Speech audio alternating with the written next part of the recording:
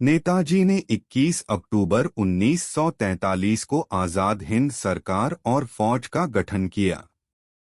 साथ ही उन्होंने आज़ाद हिंद बैंक भी स्थापित किया। उस समय दुनिया के 10 देशों ने उनकी सरकार, फौज और बैंक को अपना समर्थन दिया था। इन 10 देशों में बर्मा, क्रोशिया, जर्मनी, नानकिंग, वर्तमान चीन, इटली, थाईलैंड, मंचुको, फिलीपींस और आयरलैंड का नाम शामिल हैं। फौज के गठन के बाद नेताजी सबसे पहले बर्मा पहुंचे।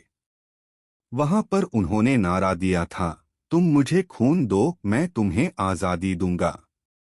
उस समय देश आज़ादी की ओर था। उनकी फौज में ब्रिटिश मलय, सिंगापुर और अन्य दक्षिण पूर्व एशिया के हिस्सों के युद्धबंदी और बागानों में काम करने वाले मजदूर शामिल थे। राष्ट्रपिता महात्मा गांधी उन्हें बहुत मानते थे। उन्होंने नेताजी को देशभक्तों के देशभक्त की उपाधि से नवाजा था। हर साल 23 जनवरी को भारत के प्रमुख स्वतंत्रता सेनानी नेताजी सुभाष चंद्र बोस की जयंती मनाई जाती है। नेताजी एक वीर सैनिक, योद्धा, महान सेनापति और कुशल राजनीतिज्ञ थे। देश को अंग्रेजों से आज़ादी दिलाने के लिए नेताजी ने 21 अक्टूबर 1943 को आज़ाद हिंद फौज का गठन किया था और जापानियों के साथ मिलकर देश के कुछ हिस्सों को अंग्रेजों से आज़ाद भी कर लिया था। उनके द्वारा दिया गया नारा, तुम मुझे खून दो, मैं तुम्हें आज़ादी दूंगा, ने हर भारतवासी के खून में उबाल ला दिया था। हालांकि उनके कई सपने अधूरे ही रह गए। सुभाष चंद्र बोस की 18 अगस्त 1945 को विमान हादसे में रहस्यमयी ढंग से मौत हो गई थी। नेताजी ने उस विमान से ताइवान से जापान के लिए उड़ान भरी थी। नेताजी की मौत आज भी लोगों के लिए पहेली बनी हुई है।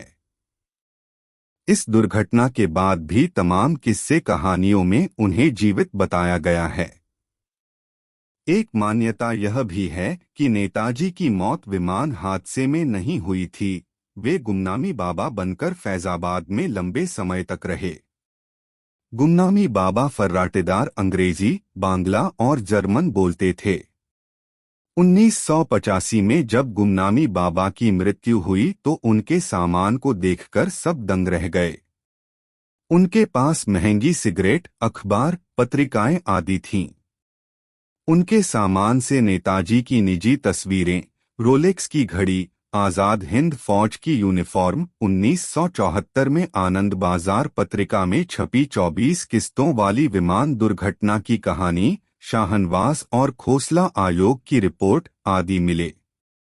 हालांकि गुमनामी बाबा ही नेताजी थे, यह आज तक साबित नहीं हो पाया।